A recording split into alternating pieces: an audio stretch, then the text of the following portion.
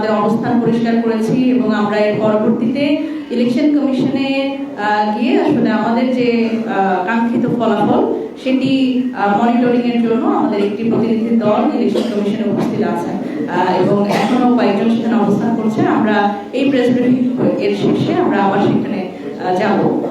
আমরা আজকে সারাদিন আমরা দেখেছি যে অত্যন্ত উৎসব মুখর পরিবেশে আমাদের যারা ভোটাররা তারা কিন্তু সারাদিন ভোট প্রদান প্রক্রিয়ার মধ্যে তারা ছিলেন। আমি একটি বিষয় খুব গুরুত্বপূর্ণভাবে বলতে চাই, এই নির্বাচনটি আমরা এর আগে আপনাদের সামনে যতবারই উপস্থিত হয়েছি আমরা কিন্তু একটি বিষয়ে বলবার চেষ্টা করেছি যে এই নির্বাচনটি শুধুমাত্র ক্ষমতার হাত বদলের নির্বাচন নয়, বরং আমরা চেয়েছিলাম বাংলাদেশে এমন একটি নির্বাচন এই গণঅভ্যুত্থান পরবর্তী সময়ে অনুষ্ঠান হোক বা অনুষ্ঠিত হোক যেখানে আসলে সাধারণ যারা ভোটার বা জনগণের যে রাজনৈতিক অধিকার সেটি যাতে তারা প্রয়োগ করতে পারে। এবং এই রাজনৈতিক অধিকার প্রয়োগের মাধ্যমে আজকে একবার আরো একবার প্রমাণ হলো যে বাংলাদেশে রক্তপাতহীন এবং কোন ধরনের বড় ধরনের কোন দুর্ঘটনা ছাড়া আমরা সেটা কোনো সহিংসতা ছাড়া আমরা একটি নির্বাচন আয়োজন করতে পারি। এবং এর জন্য আসলে এনসিপির পক্ষ থেকে যারা এই নির্বাচন পরিচালনার সাথে যারা যুক্ত ছিলেন, পুলিশ প্রশাসন এবং যৌথ বাহিনী যারা ছিলেন তাদের আমরা আন্তরিকভাবে ধন্যবাদ দিতে চাই জাতীয় নাগরিক পার্টির পক্ষ থেকে। আমরা এই মুহূর্তে সারা দেশে আমাদের যে নির্বাচন এর ফলাফল আমরা যেটা প্রত্যক্ষ করছি এবং আমাদের যে শাপলাকলির যারা প্রার্থী এনসিপি ও 11 দলীয় জোটের যারা প্রার্থী এনসিপি মনোনীত 30টি আসনের যে পর্যালোচনা এবং এখন পর্যন্ত এই বিষয়ে আমাদের যা পর্যালোচনা এবং বিভিন্ন বেসরকারি মিডিয়ার মাধ্যমে আমরা যা জানতে পারছি, বিভিন্ন কেন্দ্র থেকে যা তথ্য আসছে সেই বিষয়ে সার্বিক বিষয়ে কথা বলবেন আমাদের জাতীয় নাগরিক পার্টির সম্মানিত মুখপাত্র এবং নির্বাচন পরিচালনা কমিটির চেয়ারম্যান আসিফ মাহমুদ সজীব।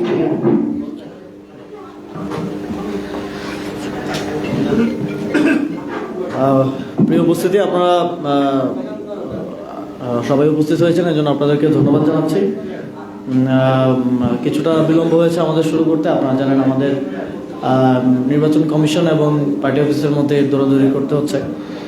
তো সার্বিকভাবে আমরা এর আগেও বলেছি যে আমরা মনে করছি কিছু জায়গায় কিছু অনিয়ম এবং জনগণকে ভোটাধিকার প্রয়োগে বাধা দেওয়া এবং কিছু জায়গায় সিল মেরে ব্যালট ভরা সহ কিছু অনিয়ম ছাড়া সারা দেশের যে নির্বাচনী চিত্র আমরা মনে করছি যে যথেষ্ট সুষ্ঠুভাবে হয়েছে এবং যে স্থানগুলোতে এই অনিয়ম হয়েছে সেটাকেও কোনোভাবেই অবহেলার চোখে দেখার সুযোগ নেই।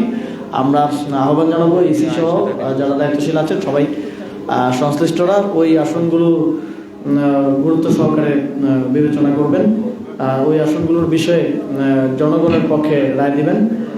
আমরা এখন 11 দলীয় জোটের নেতাকর্মীদের প্রতি সারা দেশে যারা সারাদিন দায়িত্ব পালন করেছেন, কষ্ট করেছেন, সকলের প্রতি আহ্বান জানাতে চাই, কিছু কেন্দ্রের ফলাফল দেখে কোনোভাবেই যদি আমরা এগিয়ে থাকি তাহলে কোনোভাবে অন্য কেন্দ্রগুলো ছাড়া যাবে না। আমাদেরকে অবশ্যই কেন্দ্রে অবস্থান গ্রহণ করতে হবে, চূড়ান্ত ফলাফল আসা পর্যন্ত কেন্দ্রে অবস্থান গ্রহণ করতে হবে। আমরা ইতিমধ্যে দেখেছি যে কিছু কেন্দ্রে যেখানে শাপলাকলি কিংবা 11 দলীয় জোটের প্রার্থীরা জয়লাভ করেছে কেন্দ্রের ফলাফলে এসে গেছে, কিন্তু ফলাফলটা প্রিজাইডিং অফিসারকে রিটার্নিং কর্মকর্তার কাছে পৌঁছতে দেওয়া হচ্ছে না।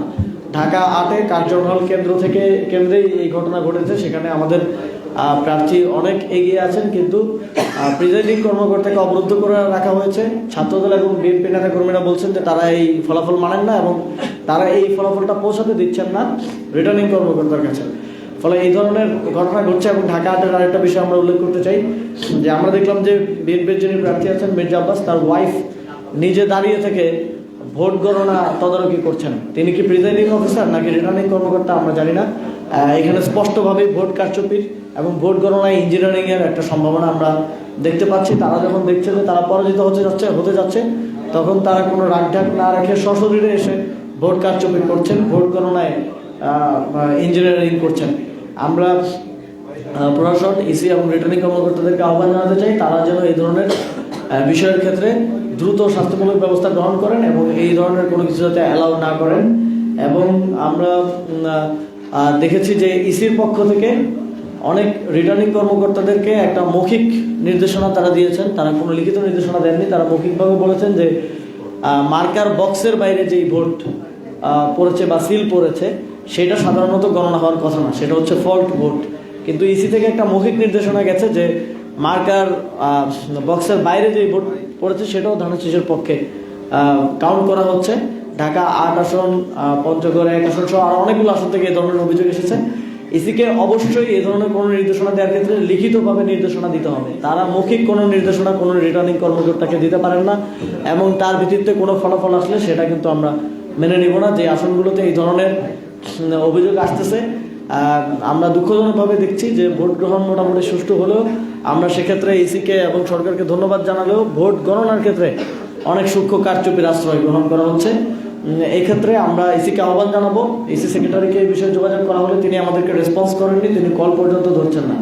আমরা আহ্বান জানাবো যে আপনারা যে কোনো নির্দেশনা লিখিতভাবে দিবেন, মৌখিক কোনো নির্দেশনা দিলে এটার দায়িত্বশীলকে পরবর্তীতে আর খুঁজে পাওয়া যাবে না। সুতরাং আপনারা যে কোনো নির্দেশনা লিখিতভাবে দিতে হবে যাতে করে পরবর্তীতে আমরা আমাদের ভোটাধিকার বা গণতান্ত্রিক অধিকার আদায়ের ক্ষেত্রে উচ্চ আদালত থেকে শুরু করে যে কোনো জায়গায় আমরা কথা বলতে পারি। এবং আমরা দেখছি যে বিভিন্ন কেন্দ্রে যেখানে আমাদের প্রার্থীরা গিয়েছে সেখানে ভোট গণনা 2 ঘন্টা আগে শেষ হয়ে গেল, সেগুলো রিপোর্ট করা হচ্ছে না। যেখানে বিএনপির প্রার্থীরা গিয়ে আছে সেগুলো রিপোর্ট করে একটা পারসেপশন কিংবা ভোটের মাঠে তাদেরকে এগিয়ে দেওয়া হচ্ছে।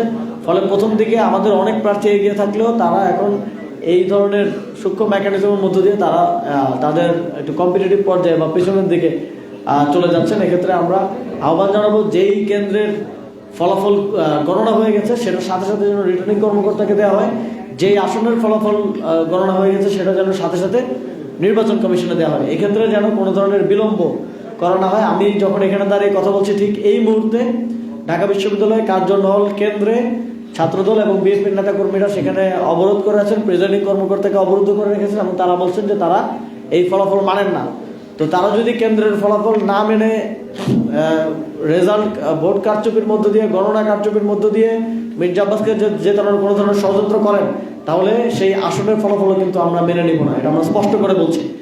এবং আমরা ইতিমধ্যে যদি একটা কম্পারেটিভ করতে চাই, ইতিমধ্যে আমরা 5টি আসনে আনঅফিসিয়ালি জয়যুক্ত হয়েছি বলে আমরা দেখছি সংবাদ মাধ্যমের রিপোর্ট, বিভিন্ন কেন্দ্রের রিপোর্ট।